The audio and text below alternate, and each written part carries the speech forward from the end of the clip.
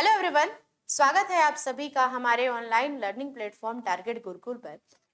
आज हम बात करने वाले हैं कॉन्स्टिट्यूशनल लॉ 2 जो आपके एलएलबी सेकेंड सेमेस्टर में आपके होगा, whether it is Siddharth university या फिर लखनऊ यूनिवर्सिटी या फिर गोरखपुर यूनिवर्सिटी। ठीक है ना। कॉन्स्टिट्यूशनल लॉ आपके लिए ऐसा पहली बार आप पढ़ नहीं रहे हो और पूरी तरह से जो है अनअवेयर नहीं हो इस चीज से। आप सभी कॉन्स्टिट्यूशनल लॉ के बारे में कुछ ना कुछ जानते हैं। इसका फर्स्ट पार्ट आप पहले ही पढ़ चुके हैं, जिसमें आप लोगों ने यूनियन, स्टेट्स, इमरजेंसी और इवन अमेंडमेंट के बारे में चीजें पढ़ी होंगी।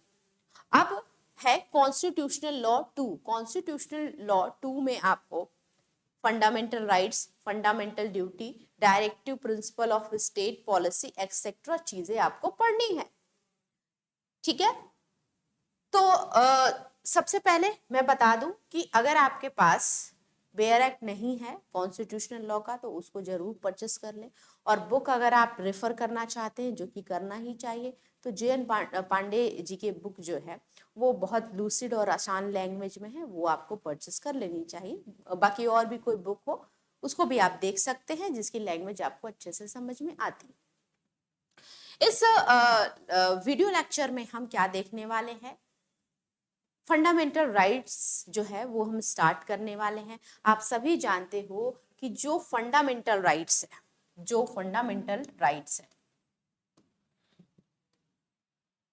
फंडामेंटल राइट्स, ठीक है, वो पार्ट थर्ड में गिवन है, ओके। और आर्टिकल 12 से लेकर के आर्टिकल 35 तक कवर है। ये सब सारे बच्चे जानते होंगे। उसी चीज को आज हम स्टार्ट करने वाले हैं। आज के वीडियो में हम आर्टिकल 12 देखेंगे, आर्टिकल 13 देखेंगे, उसके इंपॉर्टेंस, वेरियस जो प्रिंसिपल्स हैं, जैसे doctrine of Eclipse, doctrine of severability और डॉक्ट्रिन ऑफ वेवर, इसका इन तीनों प्रिंसिपल को डिस्कस करेंगे। साथ ही साथ इंपॉर्टेंट केस लॉज को भी हम देखने वाले हैं। ठीक है, तो चलिए हम लोग आगे बढ़ते हैं। सबसे पहले डेफिनेशन ऑफ स्टेट के बारे में हम बात करते हैं। डेफिनेशन ऑफ स्टेट क्या होता है? आर्टिकल 12 में राज्य की परिभाषा दी गई है कि राज्य में कौन कौन से चीज आएंगे।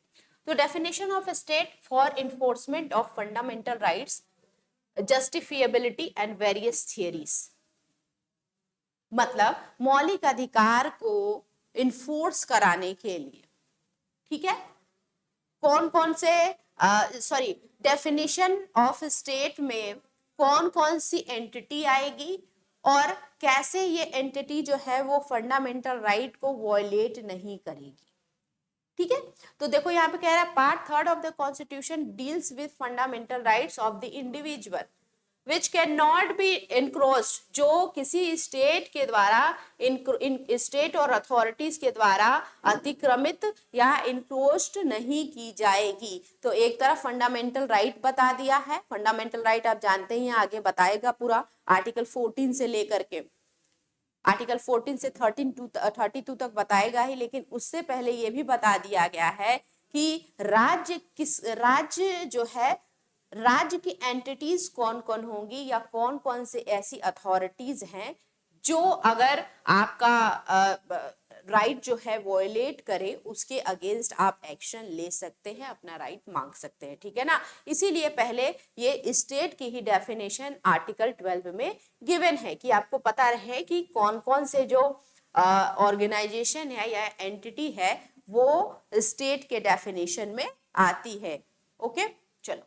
अब according to doctor BR Ambedkar, the object of fundamental right is twofold, मतलब कि डॉक्टर BR अम्बेडकर जी के अकॉर्डिंग ये फंडामेंटल राइट का जो उद्देश्य है ना वो दोहरा है, दो रूप से है, दो उद्देश्य है। पहला उद्देश्य ये है कि प्रत्येक नागरिक को, देखो लिखा हुआ है ना कि प्रत्येक नागरिक को उन अधिकारों का दावा करने की स्थिति पता होनी चाहिए। पहला तो अधिकार ही पता होना चाहिए, और दूसरा उस अधिकारों के लिए कैसे दावा कर रहा है पाने के लिए, ये भी उनको पता होना चाहिए। ठीक है, और दूसरा ये है कि वे प्रत्येक प्राधिकरण पर बाध्यकारी होना चाहिए। मतलब जितने भी अथॉरिटीज और स्टेट के डेफिनेशन आप पढ़ने जा रहे हैं, इनके इन स्टेट्स में आने वाली एंटिटीज को एज वेल एज अथॉरिटीज को ये मालूम होना चाहिए कि ये जो फंडामेंटल राइट्स है ये हमारे ऊपर बाध्यकारी रूप से लागू होगा और हम किसी भी इंडिविजुअल के फंडामेंटल राइट को इन्फ्रिंज नहीं कर सकते, वॉलेट नहीं कर सकते। तो ये दोहरे रूप से जो है वो काम करता है। तो चलो अब हम लोग सबसे पहले डेफिनेशन ऑफ स्टेट ही देखते हैं। अंडर आर्टिकल 12 में गिवन है राज्य की परिभाषा। कह रहा है कि पहला, the article 12 defines the term of the state and the different articles of the part 3rd of the constitution. It says unless the context otherwise requires the term state include the following. जब तक कि article 12 में कुछ ऐसे changes ना किए जाए या फिर कोई वेरिएशन ना ला दिया जाए, तब तक के जो भी फॉलोइंग लिस्ट है ना ये स्टेट के अंतर्गत आएगी। तो चलिए एक एक करके हम उन लिस्ट को देख लेते हैं। पहला क्या है, the government and the parliament of India. मतलब भारत की सरकार और संसद यानी संघ की कार्यपालिका और विधानमंडल किस में आती है, तो राज्य की परिभाषा में आती है। Executive and legislature of India मतलब भारत सरकार या फिर भारत सरकार की कार्यपालिका या विधानमंडल लेजिस्लेचर अगर किसी भी तरीके से फंडामेंटल राइट को वायलेट करती हैं तो आप उनके अगेंस्ट कहाँ जा सकते हो भाई, कोर्ट में जा सकते हो। ठीक है, अपना राइट मांगना। दूसरा क्या है, the government and legislature of each state, that is executive and legislature. आप सभी जानते हो कि हर एक राज्य में हर एक स्टेट्स है, उत्तर प्रदेश बिहार ऐसे करके स्टेट्स सब में अपना विधानसभा होता है कि नहीं होता है। देखो यहाँ पे कह रहा है कि विधानमंडल है, विधानमंडल में जो कार्यपालिका या विधानमंडल है उसको भी राज्य के डेफिनेशन में रखा गया है। तीसरा क्या कह रहा है कि जितनी भी all local authorities and other authorities with in the territory of India, मतलब कि भारत के क्षेत्र के भीतर जितनी भी लोकल यानी स्थानीय और अन्य प्राधिकरण लोकल अथॉरिटीज या फिर कोई अन्य जो अथॉरिटीज आती हैं वो सब भी स्टेट के डेफिनेशन में आती हैं। चौथा क्या कह रहा है कि all local and other authorities under the control of government of India. तो गवर्नमेंट ऑफ इंडिया के अंदर जो भी अथॉरिटीज आती है वेदर इट इज लोकल और अदर अथॉरिटीज वो भी स्टेट के डेफिनेशन में आएगी। ठीक, अभी ये देख लिया ब्रॉडली 4 तरह से कैटेगराइजेशन कर दिया स्टेट्स का। अब यहाँ पे देखो आगे, the term state thus includes executives as well as legislative organs of the union and states. तो आप कह सकते हैं ब्रॉडली कि स्टेट में यूनियन के एग्जीक्यूटिव, यूनियन और स्टेट्स के executive as well as legislative शामिल हैं। It is therefore the actions of these bodies that can be challenged before the courts as violating the fundamental rights। इसीलिए जो इसका चैलेंज है, मतलब जो मान लो कि किसी यूनियन के या फिर किसी स्टेट्स के एग्जीक्यूटिव या लेजिस्लेचर किसी तरह से सामने किसी पर्सन की, इंडिविजुअल की फंडामेंटल राइट्स को वॉयलेट कर रहे हैं, इन्फ्रिंज कर रहे हैं, तो वो व्यक्ति कहाँ मांगने जाएगा रेमेडी, तो वो मांगने जाएगा भैया कोर्ट के पास। ठीक है ना, कोर्ट के पास मांगने जाएगा। ऐसा तो नहीं कि वो लेजिस्लेचर के पास ही जाएगा। एग्जीक्यूटिव जो व्यक्ति उससे उसका राइट छीन रहा है वो उसी के पास तो रेमेडी मांगने जाएगा नहीं, वो किसके पास जाएगा, कोर्ट के पास रेमेडी मांगने जाएगा। इसीलिए गार्जियन ऑफ द कॉन्स्टिट्यूशन किसको कहते हैं भाई, सुप्रीम कोर्ट को कहते हैं। ठीक है, executive and legislature of union and its states include union and state government along with the parliament and the legislature। ही मैंने बता दिया। The president of India and the governors of the state can also be referred as the state।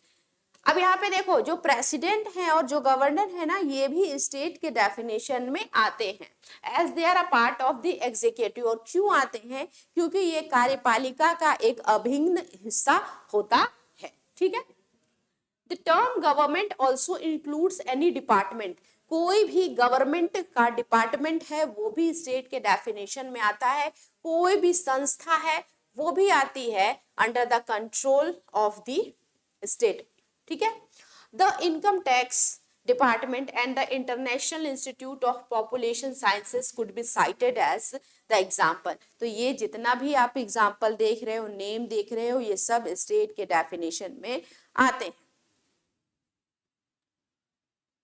अब यहाँ देखो authorities, सबसे पहले authorities कौन कौन सी हैं या अथॉरिटीज किसको बोला जाता है ये बता दिया गया। अथॉरिटीज या प्राधिकरण, according to Webster's dictionary, authority means a person or a body exercising power to command.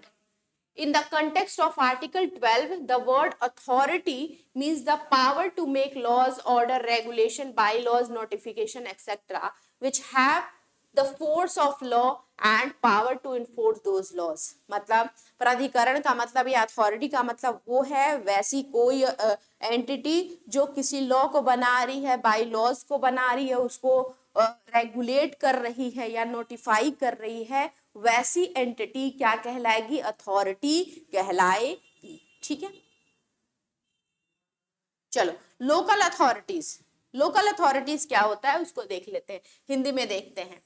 स्थानीय प्राधिकरण, सामान्य खंड अधिनियम की धारा 3 क्लॉज 31, मतलब लोकल अथॉरिटीज का जो एक्ट होगा उसमें सेक्शन 3 क्लॉज 31 में परिभाषित स्थानीय प्राधिकरण का तात्पर्य नगर पालिकाओं, जिला बोर्डों, पंचायतों, सुधार ट्रस्ट, खनन निपटान बोर्ड जैसे प्राधिकरणों से है। तो स्थानीय यानी लोकल प्राधिकरण में कौन आता है? नगर निगम आता है, जिला बोर्ड आता है, पंचायत आता है, सुधार ट्रस्ट आता है, खनन निपटान बोर्ड आता है, ये याद रखना लोकल अथॉरिटीज में। फिर अब अलग अथॉरिटीज क्या होती है? Other authorities. अथॉरिटीज मतलब मैंने क्या बताया? वैसी एंटिटी जिसके पास laws, by laws, rules regulation बनाने की क्या हो? पावर हो। फिर उसके बाद मैंने बताया लोकल अथॉरिटीज, जिसमें ये बताया कि म्युनिसिपैलिटीज यानी नगर पालिका हो गई, आपका जिला बोर्ड हो गया, ट्रस्ट बोर्ड हो गया, खनन बोर्ड हो गया, वो सब लोकल अथॉरिटीज में आती है। अब अदर अथॉरिटीज क्या है? तो अन्य प्राधिकरण, अनुच्छेद 12 में अन्य प्राधिकरण शब्द का प्रयोग उनमें से कुछ का उल्लेख करने के बाद किया गया है, जैसा कि सरकार, भारत की संसद, प्रत्येक राज्य की सरकार और विधानसभा तथा सभी स्थानीय प्राधिकरण, मतलब अन्य प्राधिकरण में ये सब आ जाते हैं। Government, government legislature of government, प्रत्येक ईच स्टेट की गवर्नमेंट, मतलब कि उत्तर प्रदेश मान लो है तो उसकी विधानमंडल यानी लेजिस्लेचर तथा सभी तरह की जो भी लोकल अथॉरिटीज आती है ना, ये सब अदर अथॉरिटीज में इंक्लूड होती है। अब एक्सप्लेनेशन इसमें देखो दिया गया है, लोकल अथॉरिटीज में क्या आता है जरा देख लेते हैं।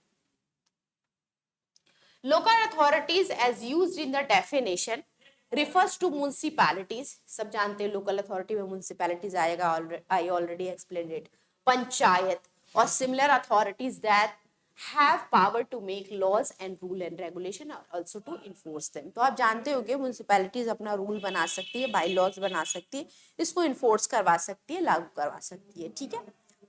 The expression the other authority, ये जो शब्द है other authorities could refer to any entity that exercises governmental or sovereign function। तो जो अदर अथॉरिटीज है ना, उससे हम ये भी समझ सकते हैं कि एक ऐसी एंटिटी है जो गवर्नमेंट की एंटिटी है और जो गवर्नमेंट के ही काम को आगे बढ़ा रही है, अपना सोवरेन फंक्शन कर रही है। अब देखो in electricity board, electricity board Rajasthan versus Mohanlal का एक केस है। The supreme court held that expression other authorities are wide enough to include all authorities created by the constitution or the statutes on whom powers are conferred by law। It is not necessary that the statutory authority should be engaged in performing governmental or sovereign function। तो Rajasthan versus मतलब electricity board of Rajasthan versus Mohanlal के case में supreme court ने बोला कि ये जो other authorities या लोकल अथॉरिटीज का एक दायरा है ना, वो बहुत बड़ा है, बहुत बहुत वाइड है, और हम एक जगह लिस्ट नहीं कर सकते कि ये जो एंटिटी है ये लोकल अथॉरिटीज में आएगी। ठीक है, तो लोकल अथॉरिटीज देखने का में ये होना चाहिए कि ये जो अथॉरिटी है ये इंस्टीट्यूट्स के द्वारा बनाई गई है कि नहीं बनाई गई है।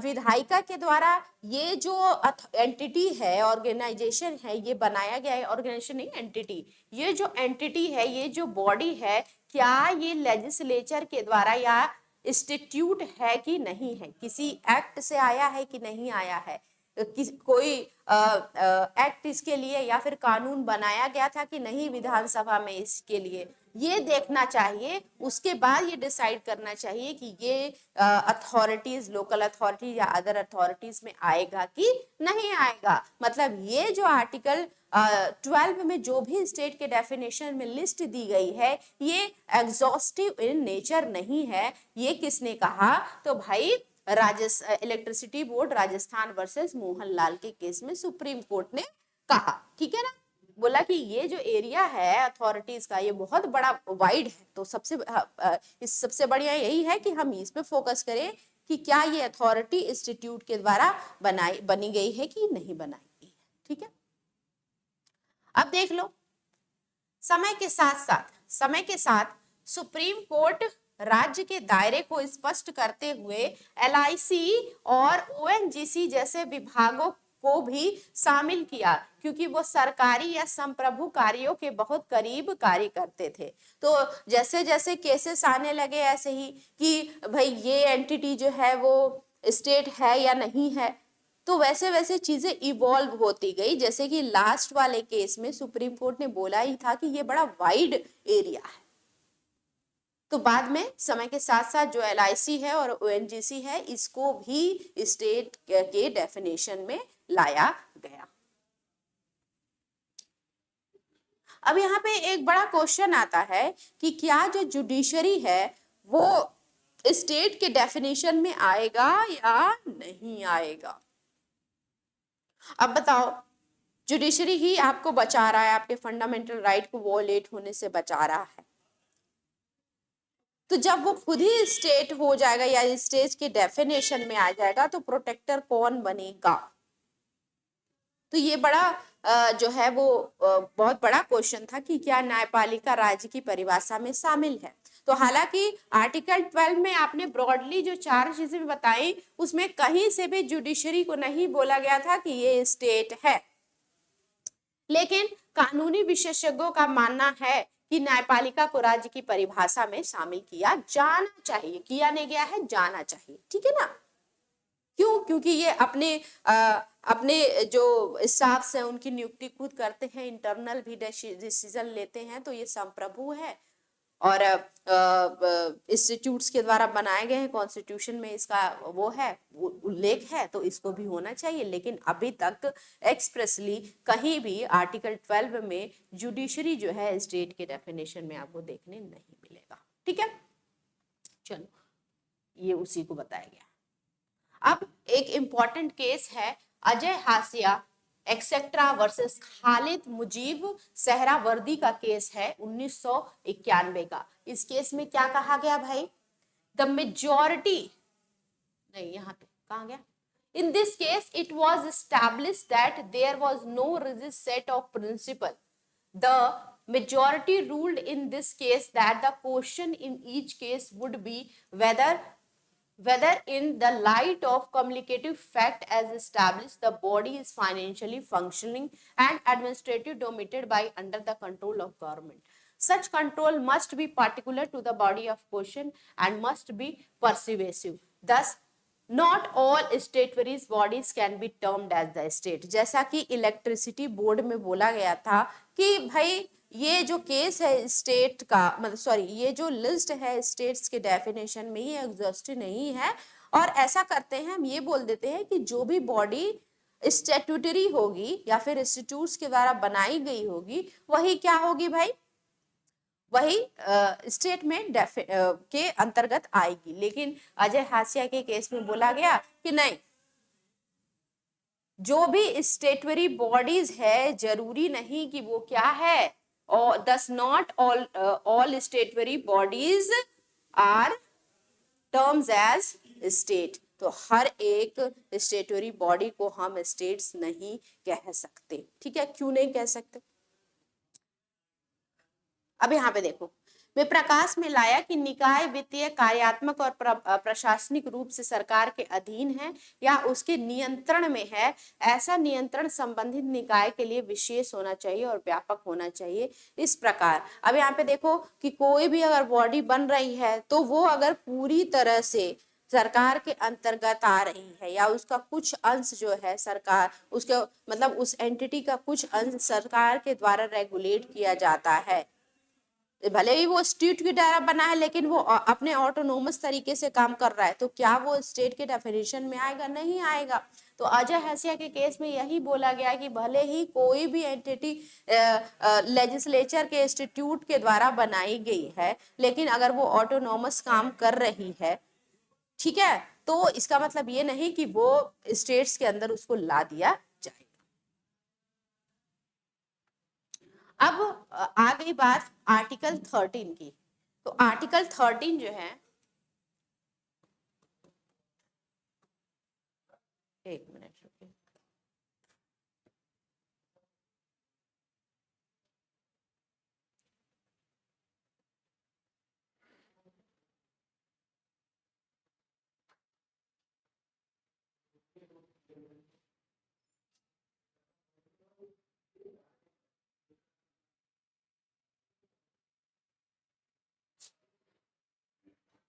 हाँ देखिए आर्टिकल 13 क्या बोलता है भाई? All laws in force India before the constitutional commencement are void if they are inconsistent with the constitutions या कॉन्स्टिट्यूशनल प्रोविजंस। तो कहता है कि हर वो चीज जो अभी इंडिया में कॉन्स्टिट्यूशन है, मतलब इंडिया का जो कॉन्स्टिट्यूशन है, अगर कॉन्स्टिट्यूशनल प्रोविजन से इनकंसिस्टेंट होगी, मतलब उसके विपरीत जाएगी, तो उतना पार्ट उसका क्या होगा? वॉइड होगा। ठीक है ना। अब इसमें क्लॉज है, article 13 clause 1, article 13 clause 2, article 13 clause 3। Okay, चलिए। तो ऑल हर एक तरीके के लॉ जो बनाए जा रहे हैं, वेदर स्टेट लेजिस्लेचर द्वारा या फिर यूनियन लेजिस्लेचर के द्वारा, अगर वो फंडामेंटल राइट्स या फिर कॉन्स्टिट्यूशनल प्रोविजन से इनकंसिस्टेंट है, उसके विपरीत जा रहे हैं, तो वो लॉ क्या होंगे भैया? वॉइड होंगे, शून्य होंगे। आर्टिकल 13 बोलता है। ठीक है। अब एक डॉक्ट्रिन्स है, इसमें 3 डॉक्ट्रिन्स है, एक एक करके हम लोग देख लेंगे। पहला है डॉक्ट्रिन ऑफ, हाँ, पहला है डॉक्ट्रिन ऑफ इक्लिप्स, जिसको ग्रहण का भी सिद्धांत कहते हैं। ठीक है। इसमें देखेंगे, it is the doctrinal principal that advocate, ये एक सैद्धांतिक सिद्धांत है, मतलब डॉक्ट्रिनल प्रिंसिपल है जो बोलता है, क्या बोलता है भाई? जो मौलिक अधिकारों की अवधारणा को भावी होने की वकालत करता है। यदि विधानमंडल द्वारा बनाया गया कोई भी कानून संविधान के भाग 3 के साथ असंगत है, ग्रहण का सिद्धांत कहता है भाई कि अगर कोई भी विधानमंडल, ठीक है, विधानमंडल, स्टेट लेजिस्लेचर या फिर यूनियन लेजिस्लेचर कोई भी कानून बना रही है और वो कानून जो है भाग 3 यानी कि फंडामेंटल राइट्स के प्रोविजन से असंगत है, इनकंसिस्टेंट में है, तो उतना पार्ट क्या हो जाएगा? तो वह कानून मौलिक अधिकारों द्वारा छायांकित होने की सीमा तक अमान्य होगा और निष्क्रिय होगा। तो उस कानून का, उस स्टेट लेजिस्लेचर या लेजिस्लेचर का जितना भाग संविधान के भाग 3 यानी फंडामेंटल राइट से इनकंसिस्टेंट हो रहा है, असंगत हो रहा है, उतना पार्ट उनका क्या हो जाएगा? वॉइड हो जाएगा, निष्क्रिय हो जाएगा, मतलब कि इनऑपरेटिव और इनवैलिड और इनऑपरेटिव हो जाएगा उतना भाग। मतलब चांद ऐसे होता है या सूरज ऐसे होता है, ऐसे लगता है ना, इक्लिप्स छाया बना लेता है ना, तो वही कह रहा है कि मान लो कि ये एक लेजिस्लेचर है, ठीक है ना, ये लेजिस्लेचर ने ये कोई एक्ट बना दिया, ठीक है, कोई लॉ बना दिया, और इसका इतना पार्ट जो है इतना पार्ट जो है, ये वाला पार्ट पार्ट थर्ड का वॉयलेशन कर रहा है, पार्ट थर्ड का वॉयलेशन कर रहा है। तो इस ये जो लॉ बना है, इसका इतना पार्ट तो ऑपरेटिव होगा, सही होगा, लेकिन जितना part fundamental right part third को वॉयलेट कर रहा है उतना इनऑपरेटिव हो जाएगा या फिर इनवैलिड हो जाएगा। यही है डॉक्ट्रिन ऑफ इक्लिप्स का सिद्धांत। ठीक है, चलिए, ये आपको समझ में आया होगा। इसको एक बार रीडिंग दीजिएगा और अच्छे से आपको समझ में आ जाएगा। अब इसमें एक Bhikaji versus state of Maharashtra 1955 का केस है, इसको हम लोग देख लेते हैं। क्या कह रहा है इस केस में कि इसमें ये मोटर से रिलेटेड कुछ केस था। इसका कह रहा है कि इस मामले में सीपी और बरार मोटर्स वाहन संशोधन अधिनियम 1948 के प्रावधानों ने राज्य सरकार को मोटर परिवहन ऑपरेटरों को छोड़कर प्रांत के संपूर्ण मोटर परिवहन व्यवसाय को अपने हाथ में लेने के लिए अधिकृत किया। यह प्रावधान अधिनियमित होने पर वैध था। जब इसको बनाया गया तब ये वैध था, लेकिन 1950 में जब संविधान लागू हो गया तो यह अवैध हो गया, तो यह शून्य हो गया, क्योंकि ये संविधान के अनुच्छेद 19 क्लॉज 1 सब क्लॉज जी जो कहता है किसी भी पेशे में किसी की भी पेशे को अपनाने की स्वतंत्रता जो बताता है 19 क्लॉज 1 सब क्लॉज जी, उसका ये वॉयलेशन कर रहा था, उसको ये वॉयलेट कर रहा था। ये जो भी रूल आया था मोटर व्हीकल का उल्लंघन करता है, इसीलिए इसको इनऑपरेटिव कर दिया गया, उस लॉ को जो फंडामेंटल राइट आर्टिकल 19 को वॉयलेट करने का काम कर रहा था। ठीक है ना, राज्य सरकार के द्वारा कोई मोटर परिवहन एक्ट आया गया था जिसमें सिर्फ मोटर परिवहन ऑपरेटरों को ही पूरी तरह से संपूर्ण अधिकार था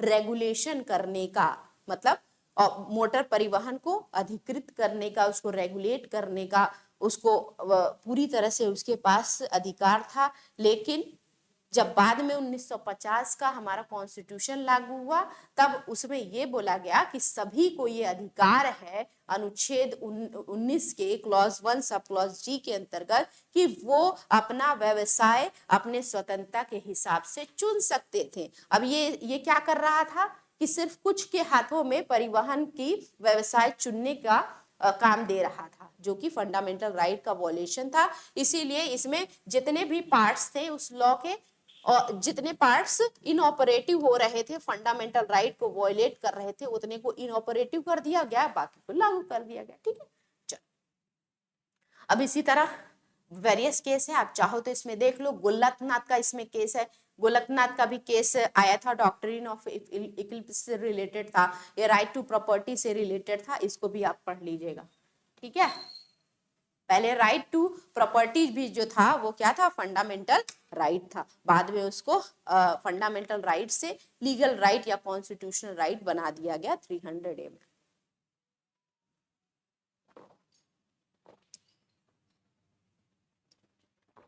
चलो अब जो है हमारा नेक्स्ट डॉक्ट्रिन ऑफ सेवरेबिलिटी, जिसको बोलते हैं पृथक्करण का सिद्धांत। इसमें क्या है, जैसे डॉक्ट्रिन ऑफ इक्लिप्स था, कुछ उससे मिलता जुलता ही डॉक्ट्रिन ऑफ सेवरेबिलिटी। सेवरेबिलिटी मतलब क्या होता है, छांट देना, निकाल देना। तो doctrine of severability means that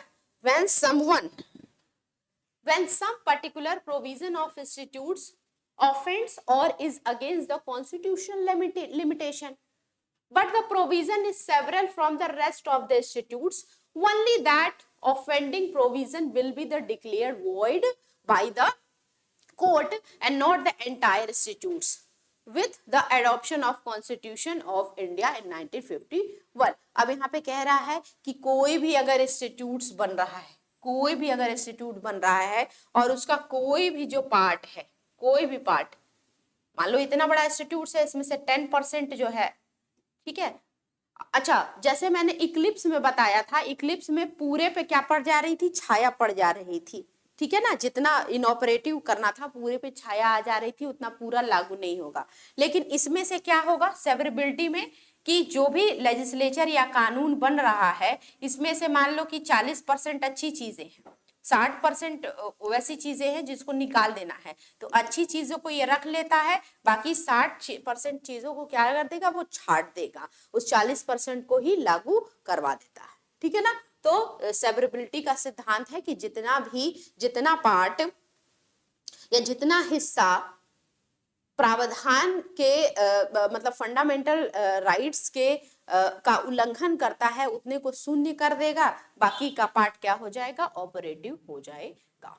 okay, चलो, और ये जो जितने भी डॉक्ट्रिन ऑफ सेवरेबिलिटी लगता है या डॉक्ट्रिन ऑफ इक्लिप्स लगता है, ये किन लॉ पे लगता है, मतलब ये रेट्रोस्पेक्टिव नहीं लगता है, प्रोस्पेक्टिव लगता है, मतलब कि संविधान लागू होने, जब से लागू हुआ उसके बाद वाले जितने भी लॉज आते हैं इस पे भी लागू होता है। ठीक है, अब यहाँ पे आगे चलो आप लोग, एक एक गोपालन वर्सेस स्टेट ऑफ मद्रास का केस है, इसमें देख लेते हैं क्या हुआ था। फिर SR बोबाई FN बलसारा का केस है, इसको भी हम देख लेंगे, जो डॉक्ट्रिन ऑफ सेवरेबिलिटी से रिलेटेड है। एक एक गोपालन बनाम मद्रास राज्य के मामले में न्यायालय ने पाया कि निवारक निरोध अधिनियम की धारा, मतलब कि कौन सी, प्रिवेंटिव डिटेंशन एक्ट की जो धारा 14 है ना, एक प्रिवेंटिव डिटेंशन एक्ट था, जिसमें पुलिस क्या करती है, आपको शक के वो दायरे में लेकर के आपको जेल में या फिर डिटेन कर लेती, ठीक है ना, बिना किसी एक्सप्लेनेशन के, ऐसे प्रॉपर। तो निवारक निरोध अधिनियम यानी प्रिवेंटिव डिटेंशन एक्ट की धारा 14 में न्यायालय ने पाया कि संविधान के अनुच्छेद 14 का उल्लंघन हो रहा है, राइट टू इक्वालिटी का उल्लंघन हो रहा है। न्यायालय ने कहा कि धारा 14 को निरस्त करने से अधिनियम का उद्देश्य नहीं बदलेगा और इस प्रकार केवल विवादित प्रावधान को निरस्त किया जाएगा, न कि संपूर्ण अधिनियम को। डीएम नकारा बनाम भारत संघ मामले में भी इसी तरह की टिप्पणी की गई थी। इसमें भी ये बोला गया कि देखो भैया, पूरा कानून जो आप बनाए हो वो तो ठीक लग रहा है, लेकिन ये जो पर्टिकुलर एक लाइन है या फिर एक सेक्शन है ना, इससे तुम्हारा पूरा जो एक्ट है वो निरस्त नहीं हो जाएगा। ऐसा करो, इस पार्ट को निकाल के यानी छाट दो, सेवर कर दो। ठीक है, अगर सेवर कर दोगे तो तुम्हारा जो भी इंस्टीट्यूट्स है या जो भी लॉ है वो एज इट इज रह जाएगा। ठीक है ना, तो एक एक गोपालन में सेवरेबिलिटी वाला आप देख सकते हैं कैसे। अब देखो भाई, state of Bombay versus FN Balsara, state of Bombay versus FN Balsara के केस में बोला गया, it was held that the violative provisions of the Bombay Prohibition Act 1949 do not affect the validity of entire act and thus there was no need to invalidate the institute altogether। ये बोलते हैं कि अगर कोई भी institute बन रहा है, कानून बन रहा है और उसका कोई भी एक पार्ट जो है वो इनकंसिस्टेंट है विद द फंडामेंटल राइट, तो इसका मतलब ये नहीं कि वो पूरा का पूरा जो इंस्टीट्यूट है वो बेकार हो जाएगा या इनऑपरेटिव हो जाएगा, सिर्फ केवल वो भाग इनऑपरेटिव होगा या छाट दिया जाएगा जो फंडामेंटल राइट को क्या कर रहा है या फिर कॉन्स्टिट्यूशनल प्रोविजन को इन्फ्रिंज कर रहा है, वॉयलेट कर रहा है। ठीक है ना, एक चीज मैं और बता दूं आपको क्लियर, मुझे लग रहा है कि आपको कंफ्यूजन होगा। डॉक्ट्रिन ऑफ इक्लिप्स में, डॉक्ट्रिन ऑफ इक्लिप्स में, ठीक है, और दूसरा डॉक्ट्रिन ऑफ सेवरेबिलिटी में, सेवरेबिलिटी में आपको कंफ्यूजन होगा। यहाँ देखो, यहाँ पे मैंने बताया कि कोई भी कानून है, ध्यान से देखना, ये बात आपको समझ में आ जाएगी। कोई भी कानून अगर बन के आ रहा है, उसमें से कुछ भाग क्या है, कुछ भाग जो है वो अनकॉन्स्टिट्यूशनल है या फिर कॉन्स्टिट्यूशन के अकॉर्डिंग नहीं है, इनकंसिस्टेंट है। फंडामेंटल राइट को ही ले लो, फंडामेंटल राइट से ये इनकंसिस्टेंट, असंगत है, तो इस कानून पे क्या पड़ जाएगी भैया, छाया पड़ जाएगी, इक्लिप्स पड़ जाएगा। ठीक है, ग्रहण लग जाएगा, इस कानून पे क्या लग जाएगा, ग्रहण लग जाएगा। और तब तक ग्रहण लगा रहेगा जब तक कि वो पार्ट निकाल के हटाना दिया जाए। जैसे ही वो पार्ट को आप हटा देंगे ये ग्रहण भी क्या हो जाएगा, हट जाएगा। ठीक है ना। डॉक्ट्रिन ऑफ सेवरेबिलिटी में क्या होता है कि मान लो कि कोई भी कानून बना है, इसमें से इतना पार्ट जो है, इतना पार्ट वो क्या कर रहा है, इनकंसिस्टेंट है, या इसमें 2-3 जो पार्ट है वो इनकंसिस्टेंट है या फंडामेंटल राइट को वॉयलेट कर रहे हैं, तो वो इतना पार्ट जो है छांट देंगे, वो इतना पार्ट क्या कर देंगे, छांट देंगे, और बाकी जितना बचेगा वो क्या हो जाएगा, ऑपरेटिव हो जाएगा, और बाकी जितना भी इनकंसिस्टेंट था वो क्या हो जाएगा, इनऑपरेटिव हो जाएगा। ठीक है ना। तो इसको एक बार और आप अच्छे से पढ़िएगा, पहले से रिलेट कर लीजिएगा। शायद मैंने डॉक्ट्रिन ऑफ इक्लिप्स में ये वाला एग्जांपल दे दिया था, तो इसको आप करेक्ट कर लीजिएगा। ठीक है ना, ये वाला चीज इसीलिए मैंने आपको बताया। फिर उसके बाद किहितो होल्हान वर्सेस जचिल्लू का भी केस है, इसमें भी डॉक्ट्रिन ऑफ सेवरेबिलिटी से रिलेटेड बातें कही गई, 10th शेड्यूल से रिलेटेड ये बातें कही गई होंगी। ठीक है। अब यहाँ बोल रहा है कि जो डॉक्ट्रिन ऑफ सेवरेबिलिटी है वो इंडियन कॉन्स्टिट्यूशनल में एक बहुत इमेंस ग्रेट इमेंस जो है वो क्रिएट किया हुआ है, ग्रेट इम्पैक्ट डाला हुआ है। वो कैसे, अब मान लो कि कोई लेजिस्लेचर बहुत बड़ा ऐसा कानून बना दिया, इंस्टीट्यूट बना दिया, और उसमें कोई 1 या 2 जो पॉइंट है वो इनकंसिस्टेंट निकल रहा है फंडामेंटल राइट्स के, तो अब ये बताओ कि इतना मेहनत किया हुआ जो भी इंस्टीट्यूट था वो सब बर्बाद हो जाता। और डॉक्ट्रिन ऑफ सेवरेबिलिटी क्या बोल दिया कि ठीक है उसको हटा दो, उसको ओमिट कर दो वहां से। अगर वो 2 चीजें ओमिट हो जाएंगी, छट जाएंगी, तो वो तो जो तुम्हारा इंस्टीट्यूट है वो प्रॉपर तरीके से सही हो जाएगा। ठीक है, और मेहनत भी बर्बाद नहीं होगी। तो ये इमेंस ये ग्रेट इमेंस जो है इम्पैक्ट डालता है कॉन्स्टिट्यूशनल सेटअप में, वो बात कही गई है। अब डॉक्ट्रिन ऑफ वेबर क्या है भाई, डॉक्ट्रिन ऑफ वेबर मतलब छोड़ देना। Doctrine of Weber. Weber is when a person intentionally and with full knowledge gives away his right or exercise or chooses not to exercise the right which the person would otherwise possesses. Doctrine of weber का मतलब ये है कि कोई भी व्यक्ति जिसको fundamental right दिया गया है अंडर इंडियन कॉन्स्टिट्यूशन, दे तो दिया गया है, उसको मानना ना मानना उसकी बात है, लेकिन ये कह दे कि वो छोड़ देगा अपना राइट, ये कहीं से एक्सेप्टेबल नहीं होगा, और कहीं से भी ये जो है विकल्प उस व्यक्ति द्वारा नहीं चुना जा सकता। मतलब जैसे ही कोई पैदा होता है उसका फंडामेंटल राइट उसके साथ आ जाता है, लेकिन वो कह दे कि नहीं आज से मैं अपना फंडामेंटल राइट छोड़ता हूँ, कितना भी कह दे लेकिन फंडामेंटल राइट उसको नहीं छोड़ेगा। तो डॉक्ट्रिन ऑफ वेबर यही कहता है कि छूट तब होती है जब कोई व्यक्ति जानबूझ करके अगर कोई व्यक्ति अपनी पूरी जानकारी में अपने उस अधिकारों का प्रयोग करने का अधिकार छोड़ देता है, या उसका प्रयोग ना करने का विकल्प चुनता है जो उसके पास अन्यथा होता है।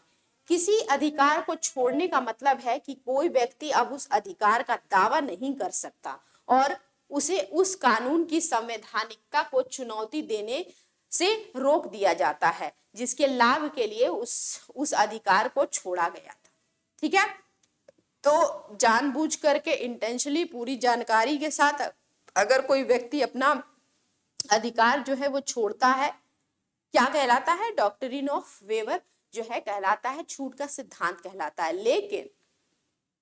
लेकिन ये कहीं से परमिशेबल नहीं है, ये कहीं से नहीं बोला जाता कि आप डॉक्ट्रिन ऑफ वेबर का जो है वो सिद्धांत अपना सकते हो। दिस डॉक्ट्रिन, अब यह सिद्धांत इस सिद्धांत पर आधारित है कि किसी व्यक्ति को अपने हित का सबसे अच्छा न्यायाधीश होता है। कोई भी व्यक्ति अपने लिए अच्छा ही चाहता है, और जब उसे पूरी जानकारी दी जाती है तो उसे खुद ही निर्णय लेने की अनुमति दी जानी चाहिए। भारत में कोई व्यक्ति किसी कानून द्वारा प्रदत्त अधिकारों या अनुबंधों से उत्पन्न अधिकारों का त्याग कर सकता है, लेकिन संवैधानिक अधिकारों या संवैधानिक द्वारा गारंटीड अधिकारों का त्याग नहीं कर सकता है।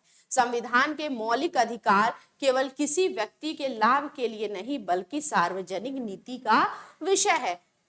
क्या कह रहा है डॉक्ट्रिन ऑफ वेबर में कि ठीक है भैया, आपको बहुत सारे ऐसे पॉलिसीज होते हैं, रूल्स होते हैं या फिर लॉज होते हैं जिसमें ये ऑप्शनल दे दिया जाता है, आप चाहो तो अपना अधिकार मांग सकते हो, चाहो तो नहीं मांग सकते हो। ठीक है ना, ये आपके ऊपर डिपेंड करता है। लेकिन जो कॉन्स्टिट्यूशनल या संवैधानिक अधिकार हैं उसके लिए आपके पास कोई ऑप्शन नहीं है। आप बोल दो, भले ही एक घोषणा करवा दो कि आज से मेरा फंडामेंटल राइट खत्म, स्वाहा, ठीक है, इसका मतलब ये नहीं कि सच में आपका फंडामेंटल राइट खत्म हो गया। आप फंडामेंटल राइट जो है छोड़ कभी नहीं सकते, और देता भी कौन है आपको? जैसे ही आप पैदा होते हैं आपको फंडामेंटल राइट आ तो जाता है, लेकिन वो हमेशा आपके साथ जुड़ा रहेगा, भले ही आप कितना उसको छोड़ना चाहे आप छोड़ नहीं पाएंगे, ठीक है ना। चलो, बाकी और कोई राइट है वो छोड़ दीजिए और किसी उसमें, लेकिन संवैधानिक राइट जो है वो आप नहीं छोड़ सकते।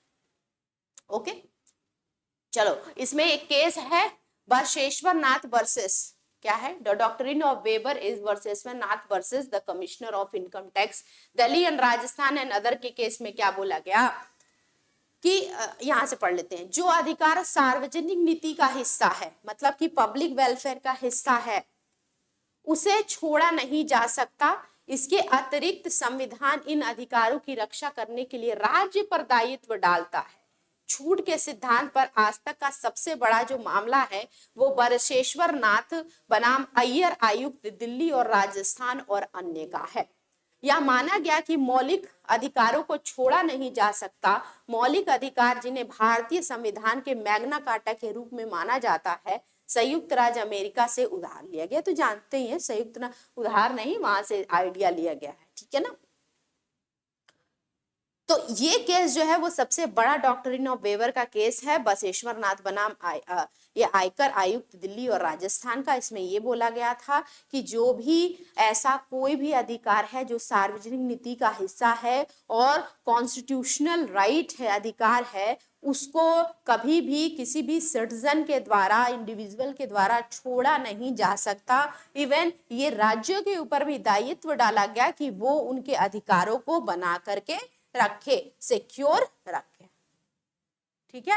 चलिए, इसको अब यहाँ पे देखो, कह रहा है कि छूट का सिद्धांत भारतीय सिद्धांत पर लागू नहीं होता। जैसा कि न्यायमूर्ति भागवती ने टिप्पणी दी कि हमारा लोकतंत्र एक नवजात है और हम सामाजिक, आर्थिक, शैक्षणिक और राजनीतिक रूप से जिस स्थिति में हैं, सर्वोच्च न्यायालय का यह पवित्र कर्तव्य है कि वह मौलिक अधिकारों की रक्षा करे जिन्हें पहली बार हमारे संविधान के भाग 3 में अधिनियम किया गया था। कह रहा है, जस्टिस भगवती जी बोलते हैं कि देखो भैया, हमारा जो लोकतंत्र है अभी वो बच्चा हुआ है और धीरे धीरे वो डेवलप कर रहा है, तो हम अभी से ये किसी को चूज करने का अधिकार नहीं दे सकते कि ये जो फंडामेंटल राइट्स है ये आप वेव कर सके। इसीलिए डॉक्ट्रिन ऑफ वेबर जो है वो हमारे यहाँ लागू नहीं होता। इसमें एक और केस है, बहुत सारे केसेस हैं, पूरे केसेस से भरे हुए हैं। एक है ओल्गा टेलिस बनाम बॉम्बे म्युनिसिपल कॉर्पोरेशन मामले में। यह भी माना गया कि संविधान के विरुद्ध कोई रोक नहीं हो सकती। संविधान की प्रस्तावना में कहा गया कि भारत एक लोकतांत्रिक गणराज्य है और कोई भी नागरिक मौलिक अधिकारों का हनन नहीं कर सकता, ठीक है ना, मौलिक अधिकारों का हनन नहीं कर सकता और मौलिक अधिकारों को छोड़ भी नहीं सकता। और मौलिक अधिकारों को छोड़ना भी, अपने लिए भी छोड़ना, वो भी क्या है, मौलिक अधिकारों का हनन ही माना जाएगा, ठीक है। चलो, अब ये सारी चीजें डॉक्ट्रिन ऑफ वेबर से ही रिलेटेड है, आप एक बार रीडिंग करेंगे तो इसमें समझ में आएगा। अब कह रहा है कि distinction between pre constitutional law and post constitutional law में क्या डिफरेंस होगा। मतलब संविधान जब लागू हुआ हमारे यहाँ पूरी तरह से 26 जनवरी 1950, ठीक है, उसके बाद से जो भी लॉज बने हैं वो क्या है, पोस्ट कॉन्स्टिट्यूशनल लॉ है, और उसके पहले जो लॉ बने हैं वो प्री कॉन्स्टिट्यूशनल लॉ है। तो डिस्टिंक्स यही जानते हैं कि जो पोस्ट कॉन्स्टिट्यूशनल लॉ होंगे, जो बनेंगे, उसमें संविधान की जितने भी प्रोविजंस होंगे उसको फुलफिल करना होगा। अगर नहीं करेंगे तो उस पे वेरियस तरह के डॉक्ट्रिन्स लग जाएंगे, डॉक्ट्रिन्स ऑफ सब्रेबिलिटी है, डॉक्ट्रिन ऑफ इक्लिप्स है, एक्सेट्रा, उस पे लागू होंगे, ठीक है ना। प्री कॉन्स्टिट्यूशनल पे ये सारी चीजें लागू नहीं होंगी क्योंकि पहले ऐसा शायद प्रोविजन ना रहा हुआ, ठीक है ना।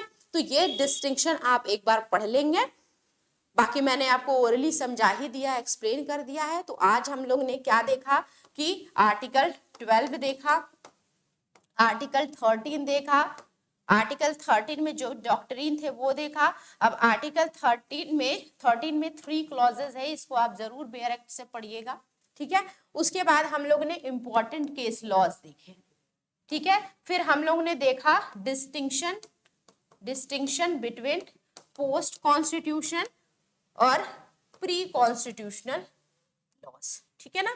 तो आज के लिए इतना ही। आई होप आप लोग को समझ में आई होंगी सारी बातें। आपको ये जो पीपीटी है आपके जो बैच है उसमें अपडेट हो जाएगी, आप वहां से ये पीपीटी भी देख सकते हैं, पढ़ सकते हैं, और अगर नहीं समझ में आए तो वीडियो आप दोबारा भी देख सकते हैं, ठीक है। तो आज के लिए इतना ही, मिलते हैं नेक्स्ट क्लास में, तब तक के लिए धन्यवाद।